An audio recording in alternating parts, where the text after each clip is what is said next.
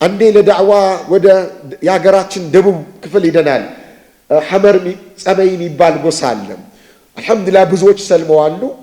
እንደው ከማህበረሰባቸው ባህል ከዓዳቸው ራቁታቸው ነው የሚሄዱት ባህላቸው ራቁት መሄድ ነው ዝሙት ግን በጣም አስከፊ ወንጀል ነው ለሱ ጋር አንድ ተራራ ሳይተውን ይህ ተራራ ዝሙት የፈጸመች ሴት እጅግሯ ታስሮ ተራራ ላይ ያወጧትና ቁልቁል ይለቋታል ዝሙት ፈጽማለች አንድ ሴት ከተማ ከወጣች አሉ